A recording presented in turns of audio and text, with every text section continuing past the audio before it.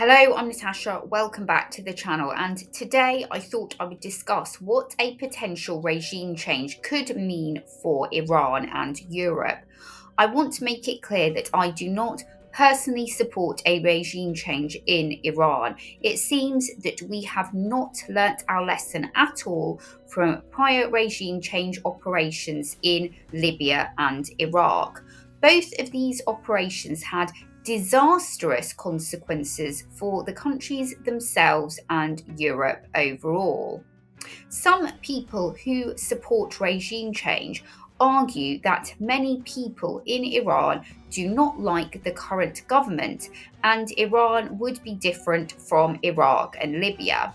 But to be honest, I am not convinced.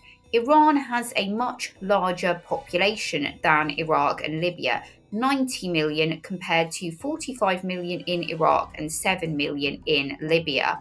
I think there is a risk that if the regime is removed, a power vacuum could be created and there could be civil war and instability. Regime change could lead to more migrant flows to Europe, as well as more terrorist attacks in Europe. Iranians have made up 17% of small boat arrivals to the UK since 2018, which is why I find it outstanding that someone like Suella Braverman and the Reform Party in the UK would support a regime change in Iran. I personally don't think that Europe is in a good place to take more migrants economically or socially speaking, and it could cause civil war and unrest in Europe. I also wonder whether people in the West have bothered to consider the history of Iran. The 1953 Iranian coup was the overthrow of the Prime Minister of Iran. It was led by the Iranian army and supported by the United States and the United Kingdom. The coup's aim was to strengthen the autocratic rule of the Shah. However, the Shah managed to stay in power and cement his control over Iran due to the US government and CIA support. The CIA worked to suppress democracy in Iran after the coup and helped to form the secret police Savak there, who succeeded in crushing political opposition in Iran.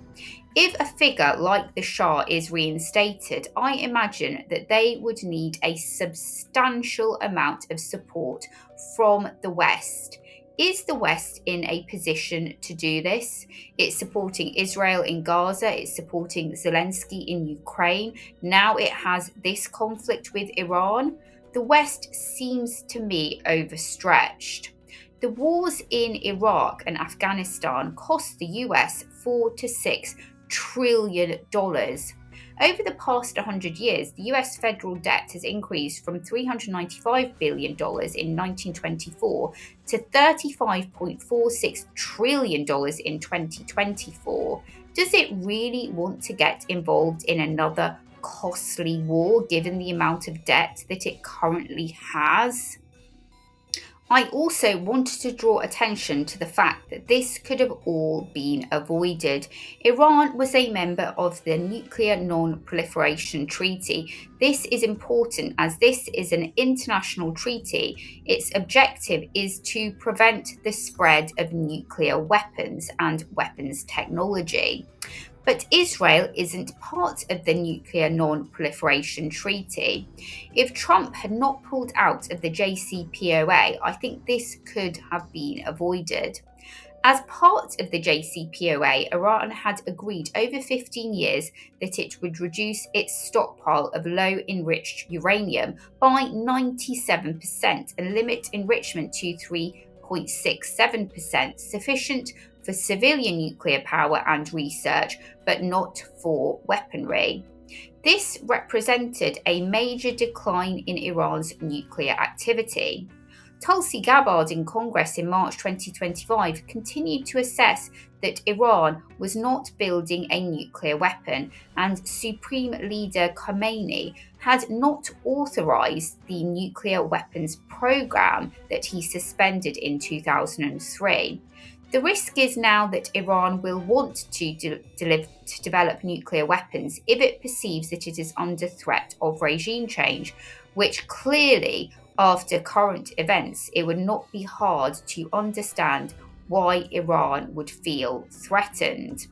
Gaddafi gave up his nuclear weapons, and it was easy for NATO to remove him from power.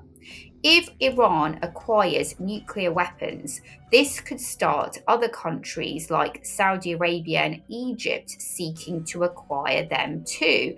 So, by engaging in this action, Trump and Israel have put the nuclear non-proliferation treaty at risk.